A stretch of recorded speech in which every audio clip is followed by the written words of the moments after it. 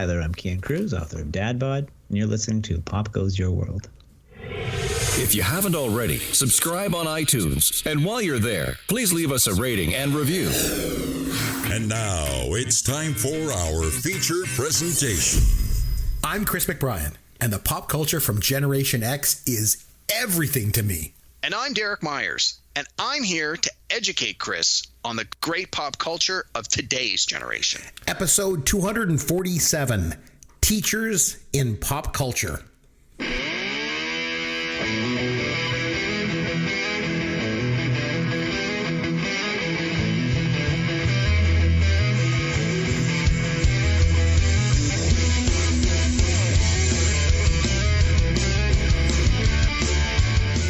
Chris McBrien along with Derek Myers, and this is Pop Goes Your World, the pop culture podcast for the generations. Now, this week, Derek and I will be taking a look at some of our favorite teachers in pop culture.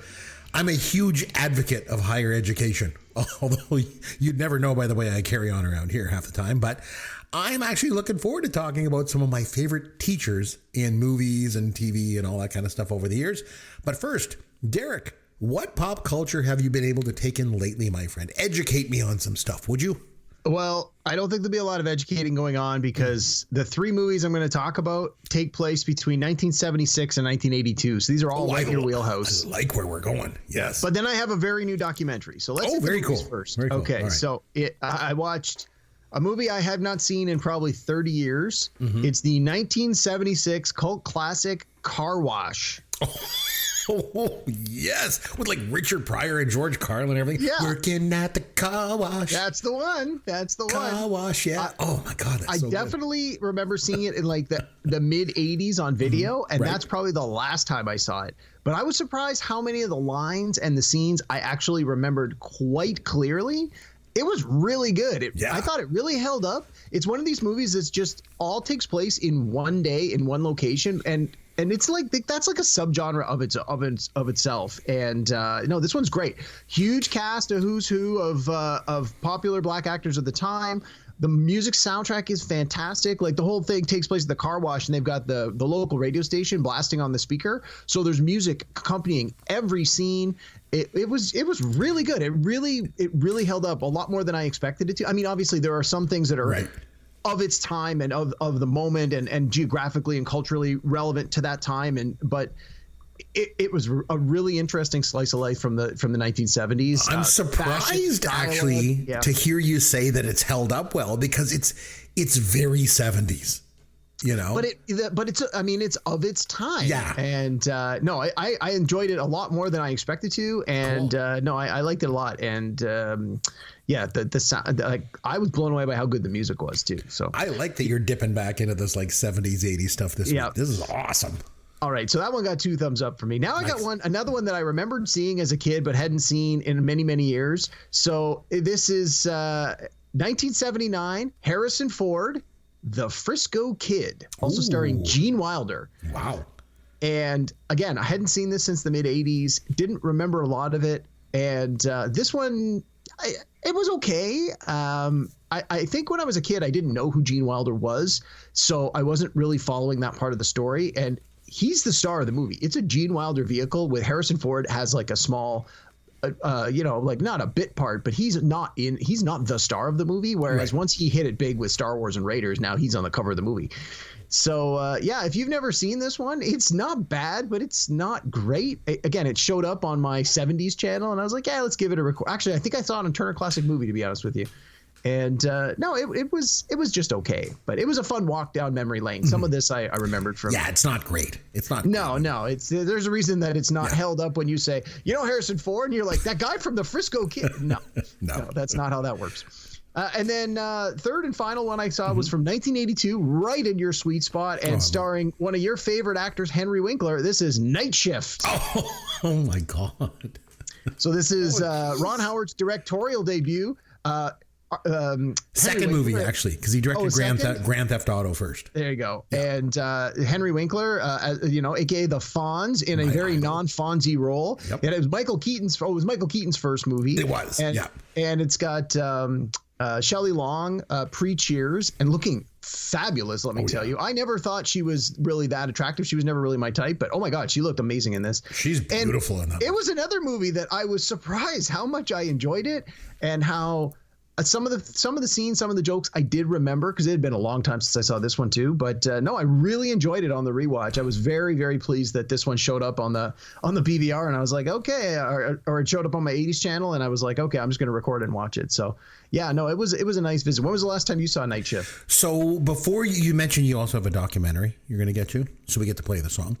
Before you get to that, I'll jump in with what I did in the last week for my pop culture. I watched Night Shift. Oh, nice. So it was on the lineup. Yeah, it was on TV. So I saw it and I said to my wife, "Oh my God, we got to watch this." I absolutely loved that movie as a teenager. I saw it in the theater when it first came out. Wow. I'll never forget. I remember my grandma was around our house one day, and me and my friend were going to the theater that night to go see this movie. I'll never forget, because she's like, "Well, what's this movie about that you're going to go see?" And I'm like, "Well, it's these two guys, and they work at a morgue, and then they have hookers working out of the morgue." I thought my grandma was going to faint. She was very old school, very religious. So, and then after I saw it in the theater, I got it on VHS, and I would watch it all the time back in the 80s. Oh my God, that movie was so good. I haven't seen it probably in about 30 years. And then, I say, last week, it was on. I don't know if it was on one of those 80s. It was on one of the classic channels. Yeah, I don't know. We obviously both saw it in the lineup if we both saw it in the last week. Exactly. So I said to my wife, "You got to watch this, man." I loved it all over again. Again, I love how Henry Winkler plays against type. Like, he's a total nerd and a pushover in this movie. Yeah. He's not Fonzie. And Michael Keaton, oh my God, he was so good. One of the all-time great movie debuts for an actor, I think. Yeah. Billy Blazejowski, he's just off the charts. He's like radical. Remember he would say. A lot of 80s dialogue, and like, not that he really took advantage of the lines and the scenes they gave him. Because obviously, as an up and comer, you don't know how he's going to pop. So it's like, well, let's see what he does. And he did a lot with what he had in front of him. No, I thought he did a great job. And like you mentioned, like Shelley Long, like, because you think of her as Diane Chambers, that uptight, snooty girl from Cheers, but in this, like, she's a prostitute. Like, again against type, in a lot of ways. It might not be very PC to say, but that scene when she's in her underwear, oh my God, like, she was something else, man. She was hot. Yeah. The movie's funny. I thought it had a great script, great performances. The scene when Michael Keaton is putting the Kleenex in his biceps to give himself the muscles. Oh yeah, right. Because he's a pimp. And then he puts a wad down the front of his pants and he starts like pushing his crotch out.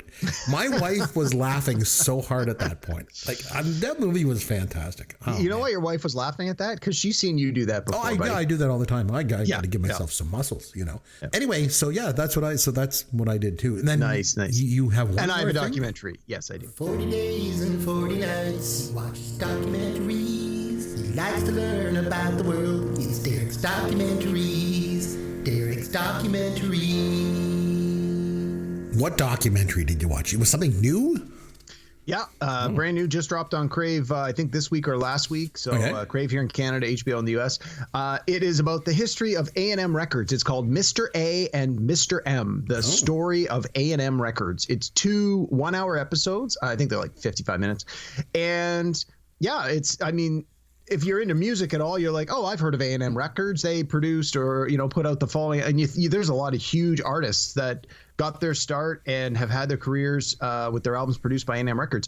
But again, I knew nothing about how this company came to be. And it was extremely interesting. The first hour basically is from the 1960s to 1979, and then the second half is like 1980 until the late 80s, early 90s, when they eventually sell the company. And so for me, that second half was a walk down memory lane. It's a who's who of artists from the 80s, and of course I recognized all of them.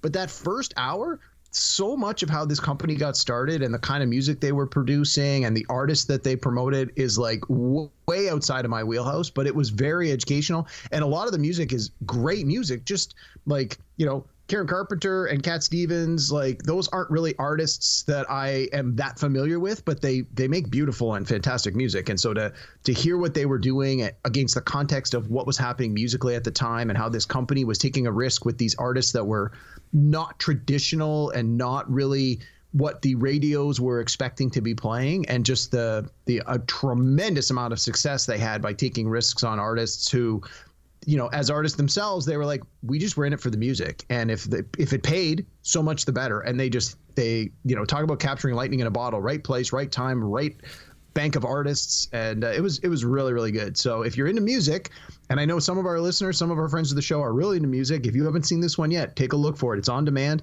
Mr. A and Mr. M, the story of A&M Records.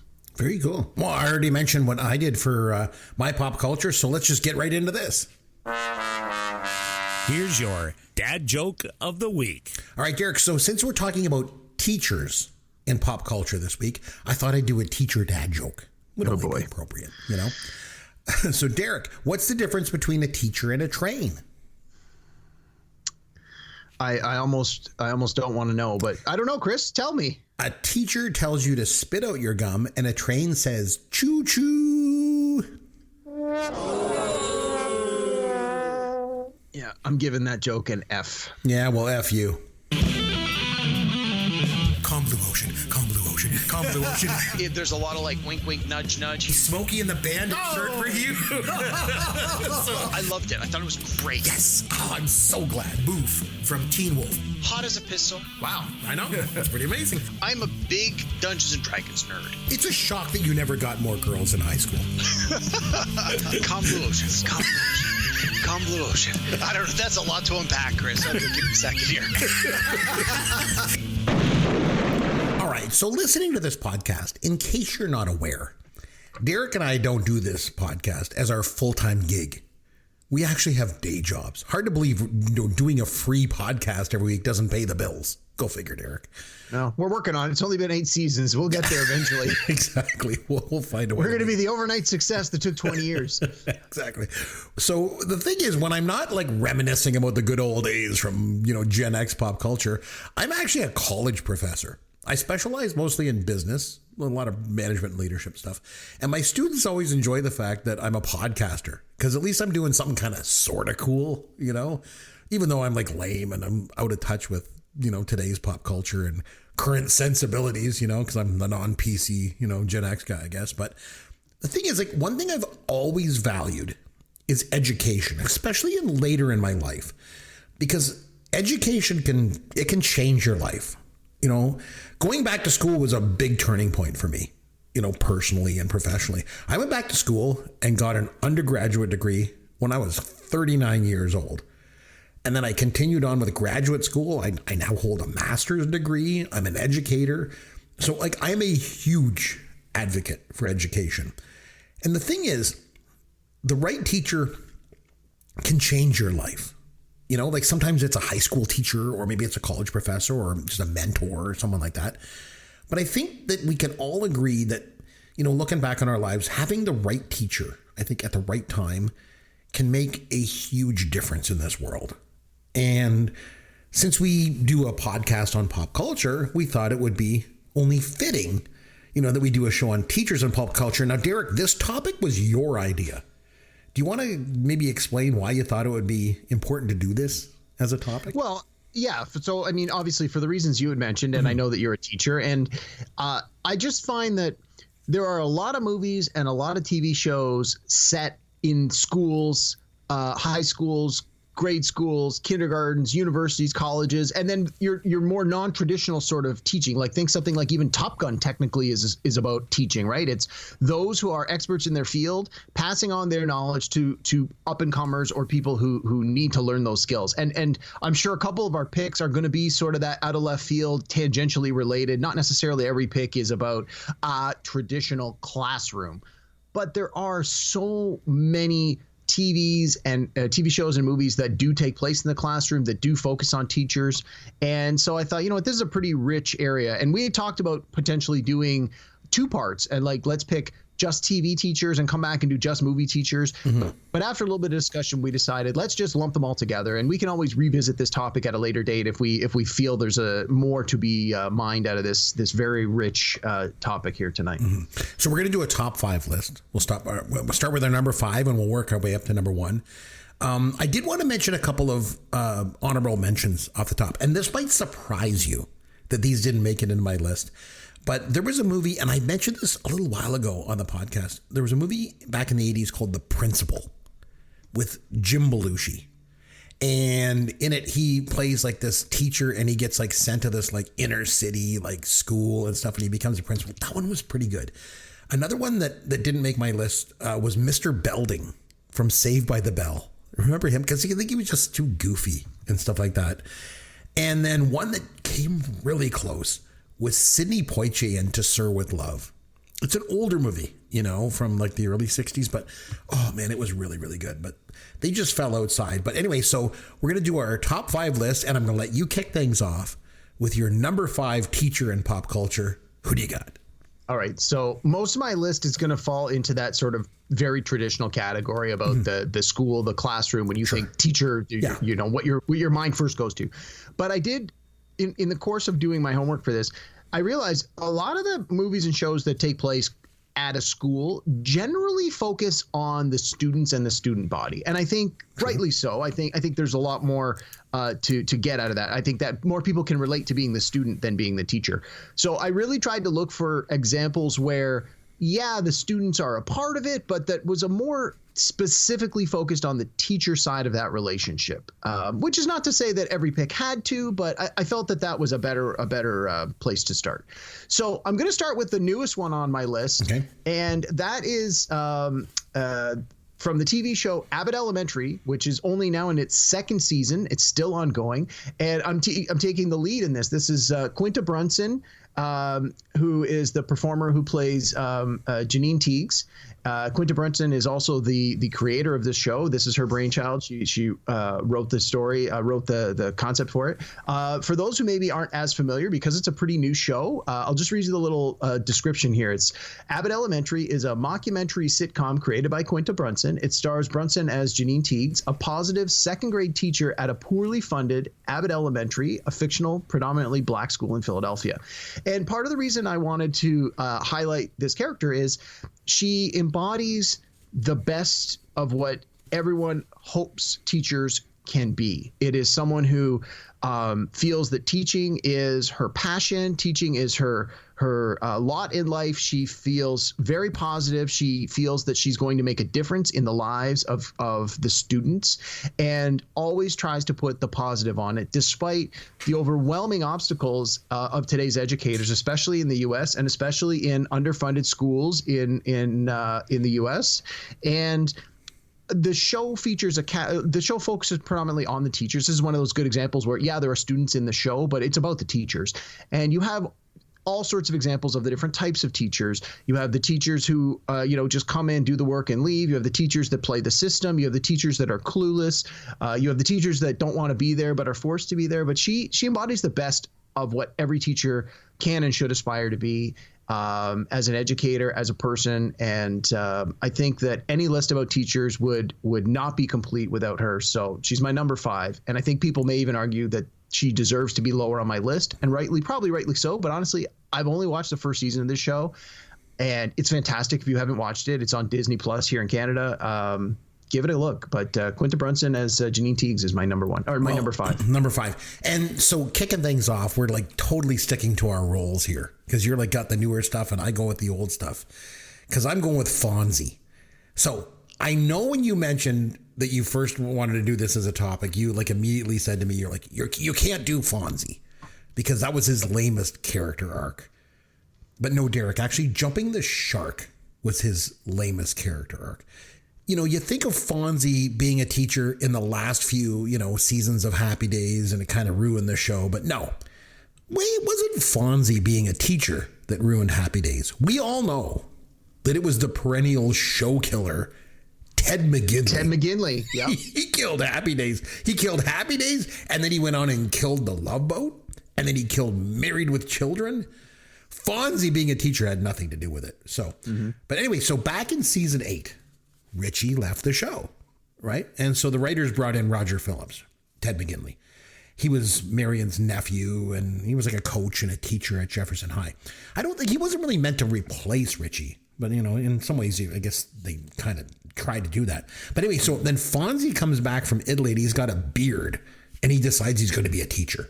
He's going to teach mechanics in the shop class. And then in season 9, Fonzie helped out as a substitute teacher for Roger's class one day. The only thing is that the kids in the class, they trick Fonzie. Oh, I remember this episode. Yeah. Yes. They trick him. They're like, no, you're supposed to be doing a lesson on sex ed. And then Roger almost got fired. But Fonzie stayed on as a teacher.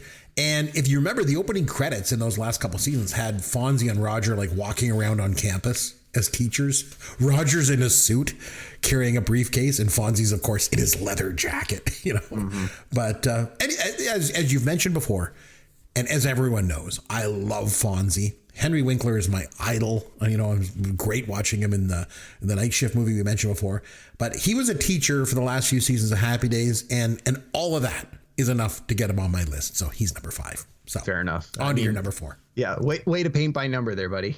So, all right. Got to stick with my strengths. Yeah. No, hey, singing and songwriting. Mine's going to be sort of all over the place here. But so my next pick is from 1997 movie In and Out. And I'm picking Kevin Kline as Howard Brackett. Oh. So In and Out is, it was inspired by true events where Tom Hanks won the Oscar for his role in Philadelphia. And when he accepted his Oscar, he thanked one of his teachers that inspired him when he was younger. And during his speech, he outed the teacher. Now, the teacher, as far as I understand in real life, was already out. But this was a time where, being gay and being out was not necessarily as accepted as it is today. And so the premise of that is the premise for this movie. There's this teacher. He's this high school teacher, Mr. Brackett, played by Kevin Kline. And he's one of the kids' favorite teachers, and he goes above and beyond and does all this stuff in this small town to help these kids. And when, oh my God, I'm blanking on his name. Is it Matt Dillon is the performer? Yeah, when Matt Dillon, who is his former student, wins the Oscar, he thanks Howard Brackett from Indiana, and he's gay. And of course, in the movie, Kevin Kline's character isn't gay or doesn't think he's gay. And then through the course of the film, it's actually played for laughs, but it's not. You're not laughing at him because he's gay. It's actually a pretty heartfelt comedy, and I really liked it. I watched this movie probably in the last year, and I thought it was pretty good. I thought it held up pretty well. But I wanted to put him on the list because I think that this is an important thing that maybe doesn't get emphasized enough in both pop culture and in real life. It's like what a teacher does outside of school. How relevant, how important is that? And the fact, like, if your teacher's gay, does that make them any more or less of a teacher? Absolutely not. It shouldn't. And I think that that's one of the things that this movie does really well is when he's outed, all the people start treating him differently. Students start to like get uncomfortable around him and things like that. And up until a day earlier, he was their favorite teacher. And even at the end of the movie, the part of the whole culmination of it is the students at graduation always vote on the teacher of the year, and they expected this teacher to win, and then he ends up being disqualified. And so there's this whole comeuppance that happens at the end when the students have finally realized, like, hey, we shouldn't care that he's gay. He's still our favorite teacher.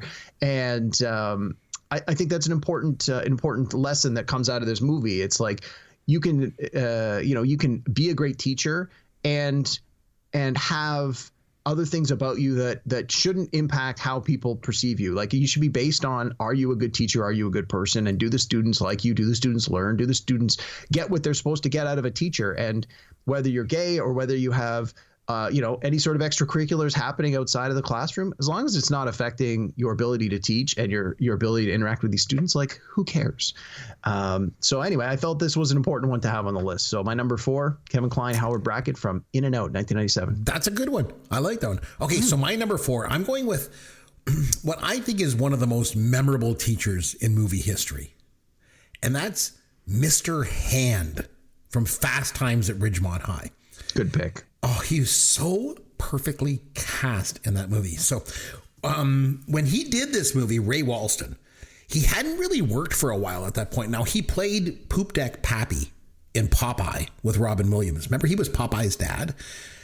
But I don't remember, but I have seen the movie. Yeah, he plays Popeye. If you go back and watch it or watch a clip on YouTube, you'll be like, oh my God, yeah, that's him.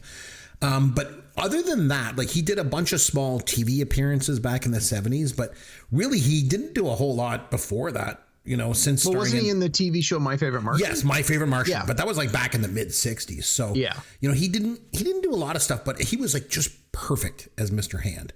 And the thing is that Spicoli's character is great. and it's what a lot of people remember. But the thing is, Spicoli's character wouldn't have worked half as well if he didn't have Mr. Hand as his like foil. As his foil. Yeah. No, I'm glad you used that word. That was exactly where my mind was going. That was what made everything work. Like where Spicoli was all about being chill and laid back and waiting for the perfect wave and all that stuff. You know, he showed up to class late and he's got like a bagel tucked into his pants. He represented that youth culture in 1982. But Mr. Hand represented the older generation, the one that was resisting the new generation. And it just worked perfectly. You know, like he ran this tight ship in class. Like, there's no eating in my class. This is my time. You will respect my time. And then a pizza shows up. Yeah, because Spicoli's like, well, I figured it was our time. Nothing wrong with a little feast on our time. And then Mr. Hand's like, I agree with you. It is our time. So he hands out Spicoli's pizza to everyone in the class and even eats a slice himself. Like I don't know. Like I say, those are the best scenes in that movie. Oh, I think so too. Like, well, I mean, it's not the best scene of that movie, but in general, the Mr. Hand Spicoli interaction. There's one scene in the movie that's a little bit better, and it involves a red bikini. But like I say, I don't think the movie would have worked as well without Mr. Hand. Because the thing is, he represents authority and old school values. And in a lot of ways, that's what teachers represent, at least in the eyes of their students, right? So he was just perfect in that movie. Perfect. So he's my number 4. So yeah, when we were talking about originally doing this topic, he was going to be on my list 100%. And as we've said before, we don't usually share our list with each other ahead of time, but from time to time, when I'm a little worried that we may have too much overlap, we have a neutral third party review the lists to say. And sure enough, I shared my list with my wife, who was our neutral third party this time. And she's like, you guys both have one of the same. And I was like, who is it? I'll change it. And she's like, it's Mr. Hand. I'm like, I'll let Chris have that one. I'll pick something else instead. So I knew he was going to be represented on this list, and I'm glad you picked him. And I probably would have had him right where you had him. Yeah, like that number 3, number 4 slot. That's about perfect. So. Well, thanks for conceding Mr. Hand to me. He's awesome. No worries. All right, you're number 3. What do you got? All right, this one's right out of your wheelhouse. Oh, I like it. From TV, I picked Gabe Kaplan as Gabe Cotter from Welcome Back, Kotter. Oh, okay. 1975 to 1979. Very cool. For our younger viewers, Welcome Back, Kotter was a sitcom where John Travolta got his television debut before he was a big star.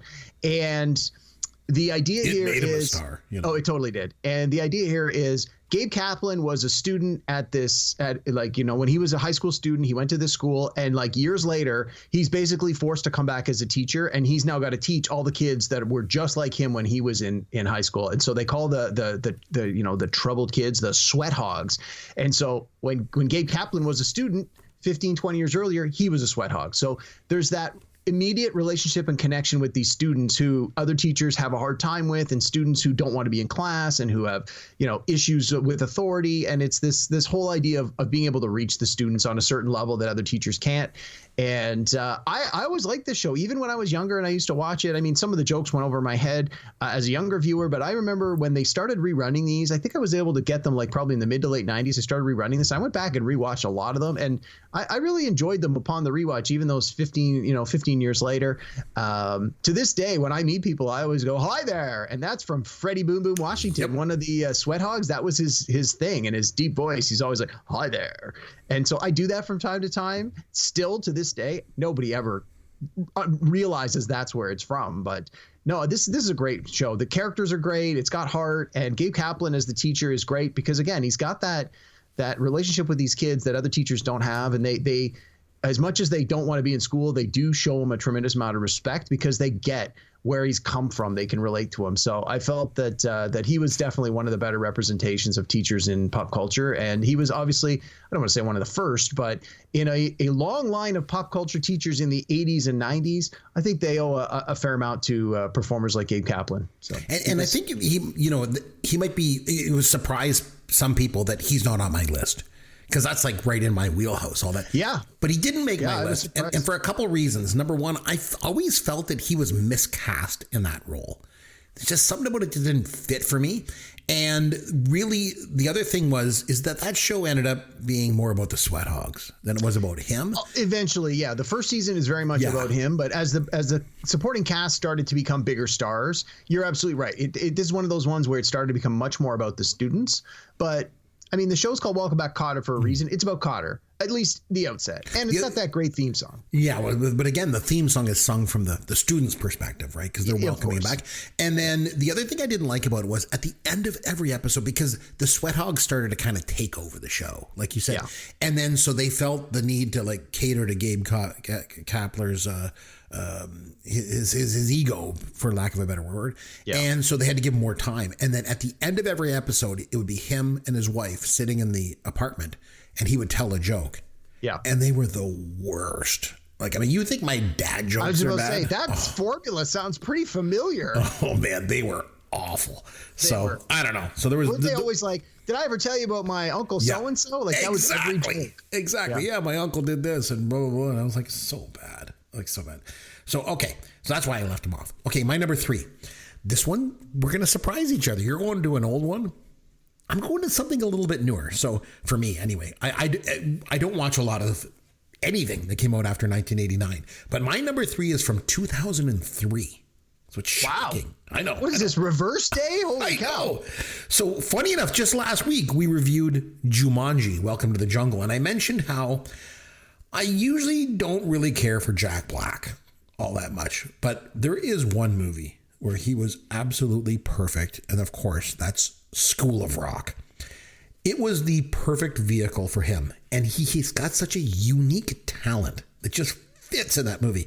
So you can just tell when you watch it, he just loves rock and roll. It just oozes out of his pores. And he's just so good in every scene he's in. And even though he's this kind of slacker, burned out, wannabe rocker, he ends up being an amazing teacher. And the thing is, he doesn't just instill an appreciation of rock music into his students. They're all basically these rich, snooty kids that like classical music, right? Mm-hmm. But the thing is, like, he connects with them in so many ways. And the thing that I like about this movie is that he supports his students and he lets them just be who they are. Like, there's so many examples. Like, there's that effeminate boy. He doesn't want to be security. He likes fashion design. So Jack Black is like, he doesn't even hesitate. He's like, he just listens to him. He's like, okay, fancy pants, you're the band stylist. And there's the girl that's like anxious about her weight. And he talks about himself. And Aretha Franklin, he's like, everybody wants to party with Aretha, you know?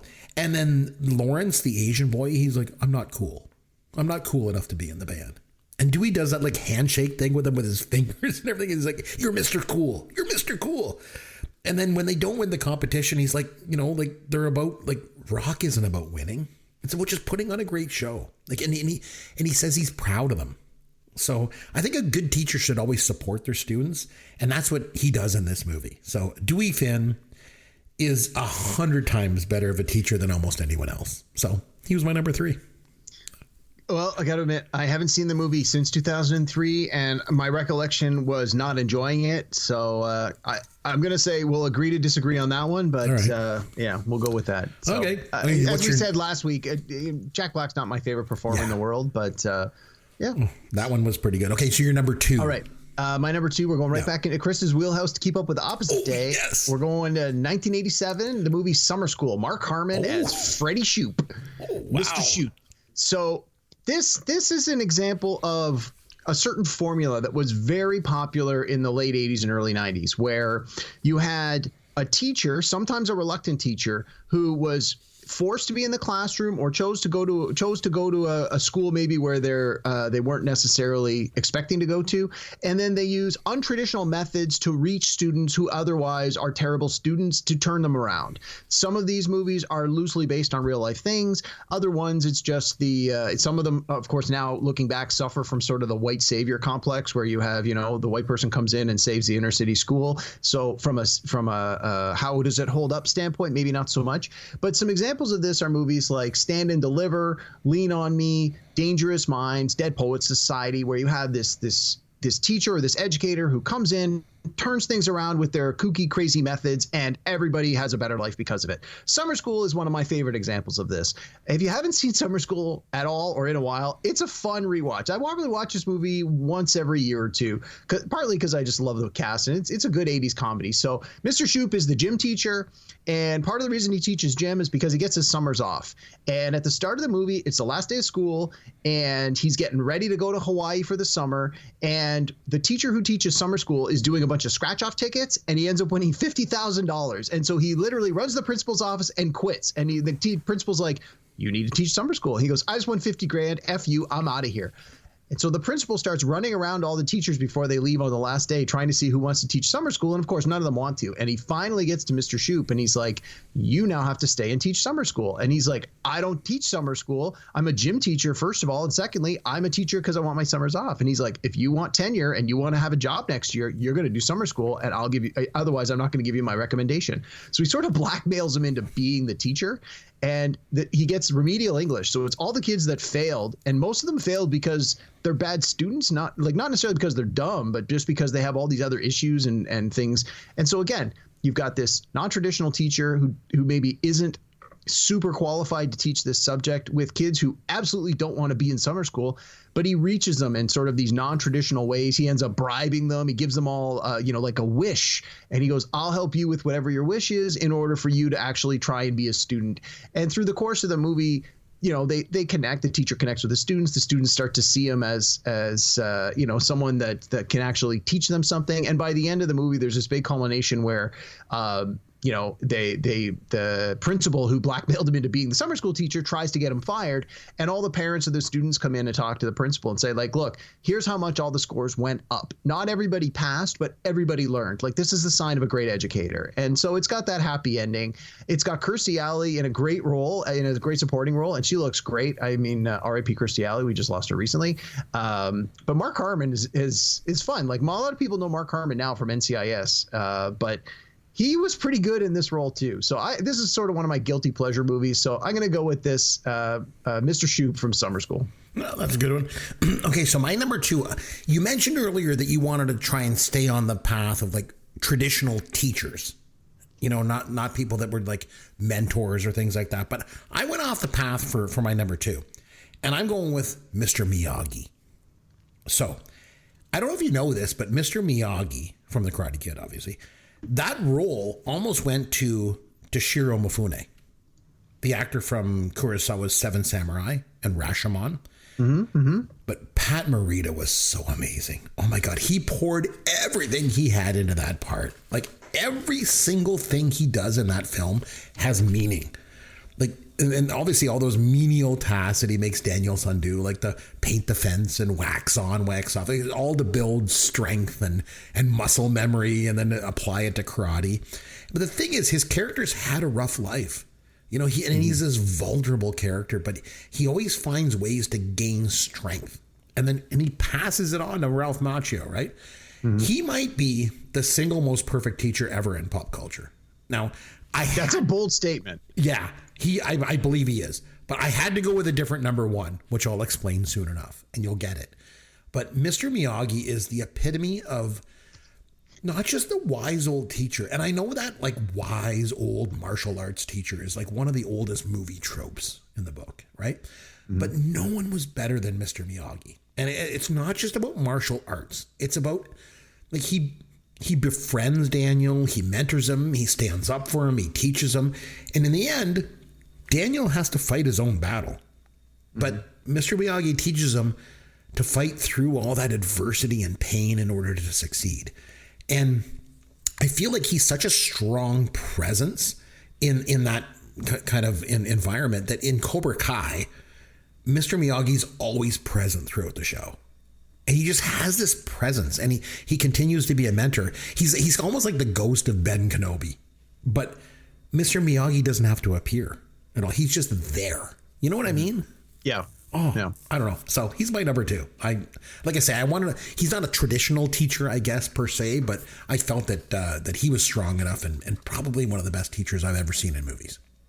Nice. So good example of a non-traditional pick. Yeah. So all right. On to your number one, my friend. My number one, I think if you were to just randomly poll some people and say, like, can you name a teacher, a pop culture teacher, a lot of people might actually say this, even though it's a little off the beaten path. And I'm going with Walter White from Breaking Bad. Ooh, so this is Bryan Cranston.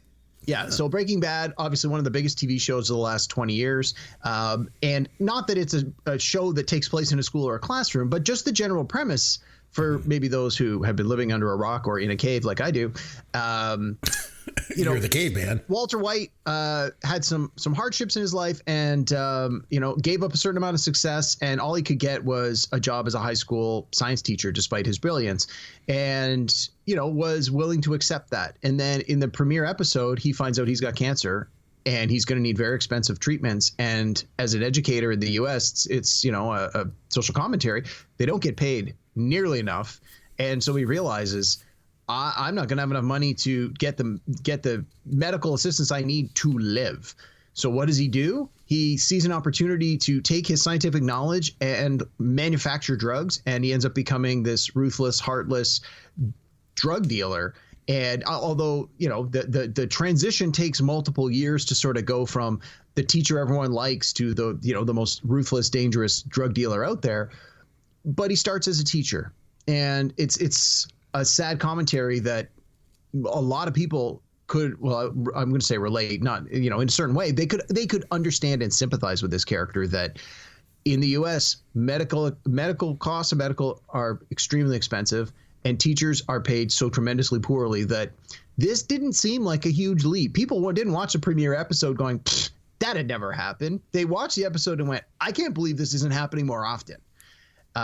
So Walter White as the teacher, I mean, it's I don't want to say a minor part of his character, but it's certainly something that sort of falls to the wayside as the show progresses. But in the beginning, even his relationship with Jesse stems from the fact that Jesse was one of his former students, and Walter White remembers that Jesse showed a certain aptitude. And so when he finds out he's a drug dealer, he knows, like, hey, here's this kid that can actually present this very illegal and very, potentially lucrative opportunity to dive into the world of drugs. But, if he wasn't a brilliant man who was a brilliant teacher who had this student who he knew could do the job, I mean, the premise of the show might have had to have been tweaked. So again, this is sort of a little bit of a cheat. It's not really a story about a teacher, but I think it's an important commentary on teaching in general, and so I felt it was important. I felt it was important enough that it needed to be number one. So Walter White. That's a good one. I think that's good. And definitely representative of the and very opposite of my number 5, which was All Hearts and Flowers. And this one is like, we went from the opposite ends on this list. So, okay. So my number 1, the TV show that I'm pulling this one from should surprise no one because it's one of my favorite TV shows of all time.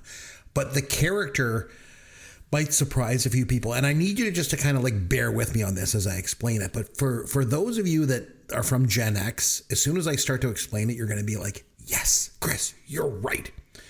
So it's a Venus Flytrap from WKRP in Cincinnati. And I know what you're thinking.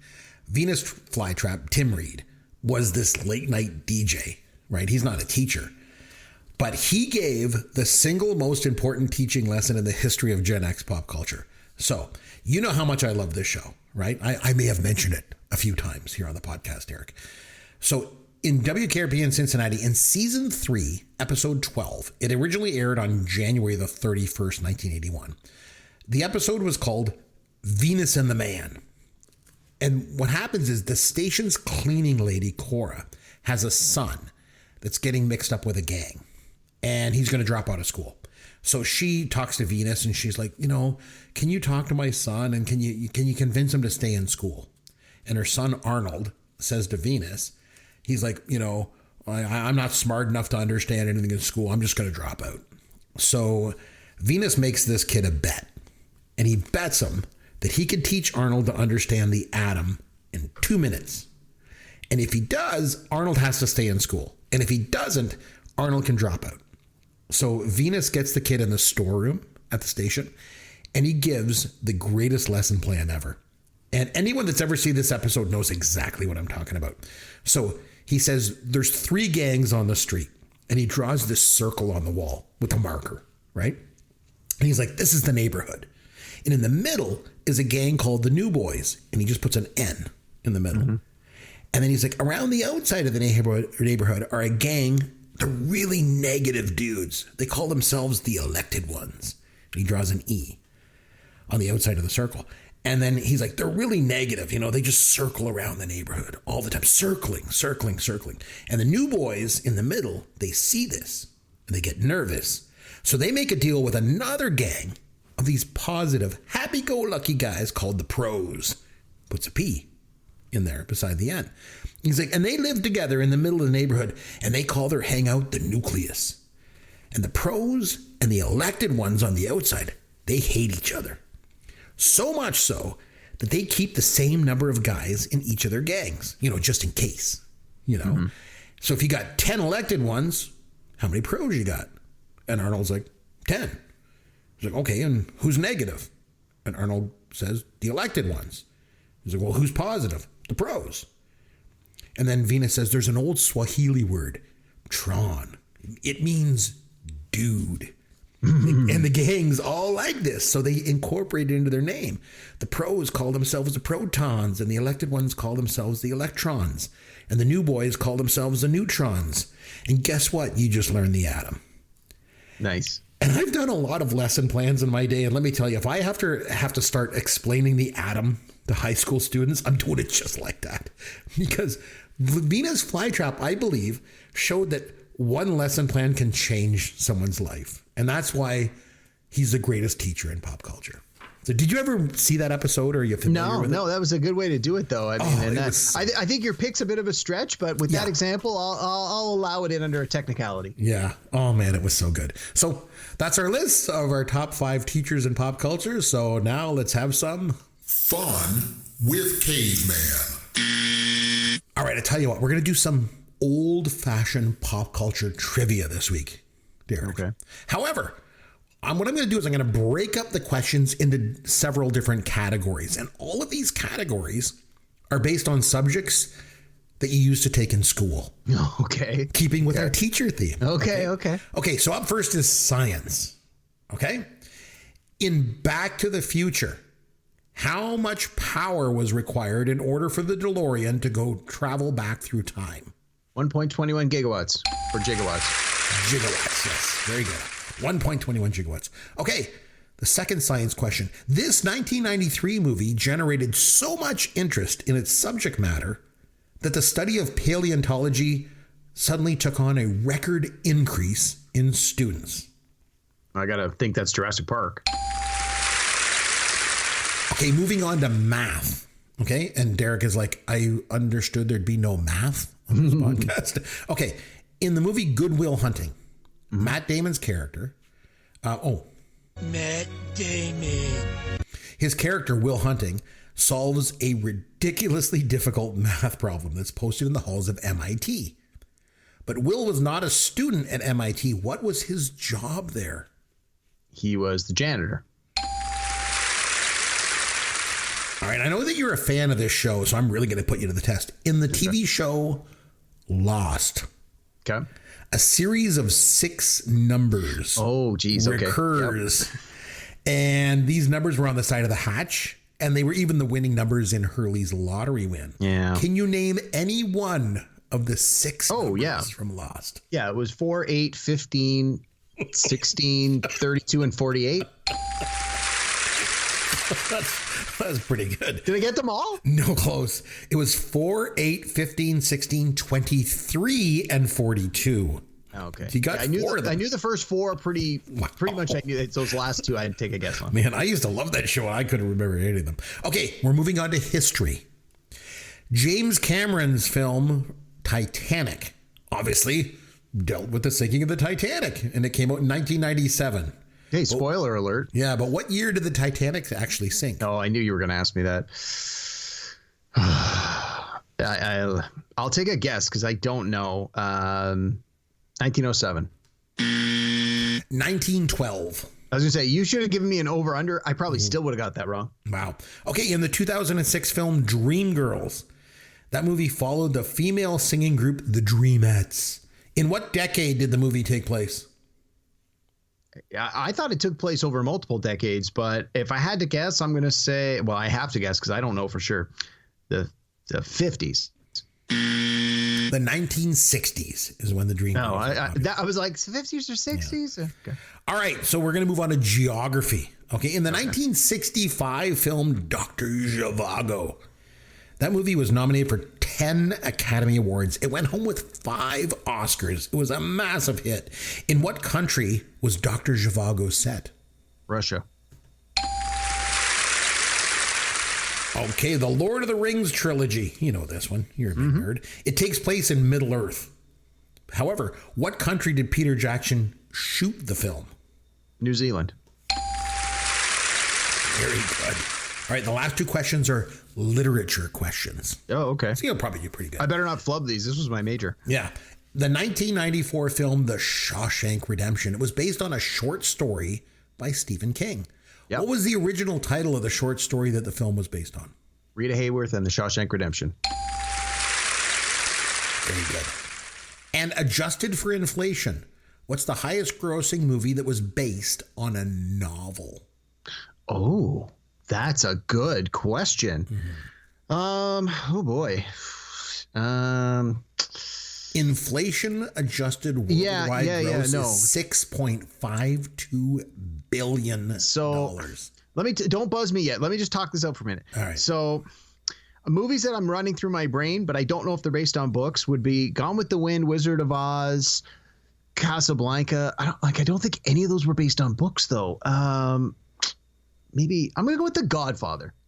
It was Gone with the Wind. Oh, Gone with the Wind was a book. Okay. Yeah, it was based on Martha Mitchell's book, Gone with the Wind. Yep. Oh, wow. And it came out in 1939. All right. So you did pretty good. Pretty good. You can go back to school anytime. Oh, definitely. Yeah, I got enough. My marks were high enough to pass. Actually, I don't need an A+. You got like 8 out of 10. So you made the dean's list. Congratulations. There we go. All right. There we go. So next episode, we need to go back and watch a movie and then review it here on the show. Sure. You know, we've been spending this season looking back on films celebrating milestone anniversaries. So it's over to me to pick a movie and a milestone anniversary. So the thing is, as you know, I don't really do pop culture after 1989. It's just not my thing. You know, it's kind of like Christina Aguilera and Oh my. You know, gave it a try. Didn't really care for the experience all that much. So anyway, I decided that I'd step outside of my comfort zone a little bit here. I'm going to do a movie celebrating its 20th anniversary. So that puts us back to 2003. Wow, 2003. Yeah. Okay. So I mentioned this movie on the podcast the last 2 weeks. I figured it's worth going back and watching again. And that is Jack Black's 2003 film, School of Rock. Oh, geez. And you already mentioned that you didn't like it when you saw it the first time. Well, it's been 20 years. So this should be interesting. This should be interesting. I mentioned to my kids, I said, I'm gonna nominate School of Rock on the podcast. And they're like, we're watching it with you, Daddy. We'll watch it. We'll watch it. So they're all gung-ho about it. So it should be interesting. So you got to go back and watch School of Rock. And the next time that we come back, we will review that movie. Now, we might be taking a couple of weeks off because you got some vacation time coming up. But the next time that we're back, we will do School of Rock. Are you game for it? Yep. Sounds good. Yeah. I got spring breaks coming up. I'm taking a little vacay. So nice. Definitely we'll have a little time off in there, but give me a chance to watch this. And then I guess when we come back, I'll pick a movie from 2003. Yeah. So I'll have to pour through movies celebrating their 20th anniversary this year. I'm sure there's a lot to choose from. And this should be interesting because I'm all about the old movies, you know, from Gen X, and you're all about the, you know, newer, quote, newer stuff, or at least the millennial stuff. And I usually hate all that stuff. And you know, but in this case, this is a movie that I really like. From 2003. All right. Well, we'll see. So we're going to have to see how good this goes. Well, so until the next time, when we come back and review School of Rock, this is Chris McBrien on behalf of myself and Derek Myers saying thanks for listening to Pop Goes Your World, the pop culture podcast for the generations.